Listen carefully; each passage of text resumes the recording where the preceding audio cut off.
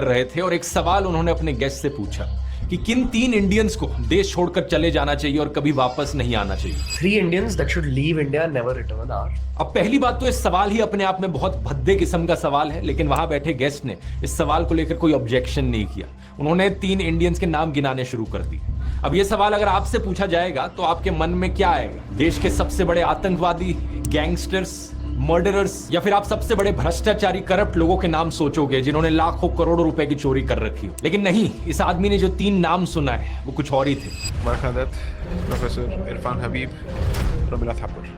बरखादत एक जर्नलिस्ट है जिनका नाम आपने सुना होगा, लेकिन बाकी जो 2 नाम हैं, इरफान हबीब और रोमिला थापर, ये एक्चुअली में हिस्टोरियंस हैं। आखिर इतनी एक्सट्रीम नफरत किसी के दिल में हिस्टोरियंस को लेकर आखिर क्यों होगी? इसके पीछे जवाब है दोस्तों इस ब्रेन वॉशिंग माफिया का दूसरा डिपार्टमेंट। क्योंकि रोमिला थापर कहती हैं कि हम हिंदू लोग किसी के गुलाम नहीं थे, वो आजाद लोग थे। ये बड़ी दिलचस्प बात है क्योंकि आमतौर पर हमारे समाज में लोग एक दूसरे को गाली देते हैं ऐसी चीजें कहकर कि तुझे विलन बना देता है, क्योंकि वो कहता है कि इरफान हबीब कभी इनकी बात ही नहीं करते। लेकिन एक्चुअली में प्रोफेसर इरफान हबीब ने कभी भी इन चीजों को मना नहीं किया। इन्होंने कहा है कि कैसे औरंगजेब ने मथुरा और वाराणसी में मंदिरों को तोड़कर मस्जिद बनाए। एक और हिस्टोरियन जिनके खिलाफ बहुत नफरत फैलाई जाती है इस माफिया गैंग के द्वारा, वो है ऑड्री ट्रुश्के।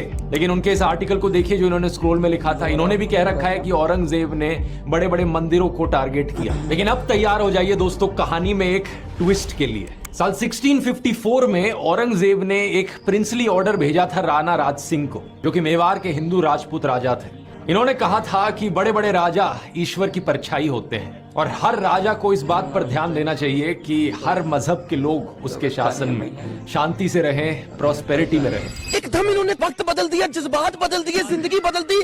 इसी चिट्ठी में इन्होंने हर उस राजा के खिलाफ लिखा जो तासुब करता है, बिगिटरी करता है, किसी भी भगवान की जगह को तबाह करके। इन्होंने लिखा कि जब ये सत्ता में आएंगे तो इन सारी अन इस्लामिक प्रैक्टिसेस को होने से रोक देंगे। इतना ही नहीं, आगे सुनो। औरंगजेब ने अपने आप को राजा घोषित किया 31 जुलाई साल 1658 को, और फरवरी 1659 में उसने एक फरमान भेजा बनारस में। इस फरमान में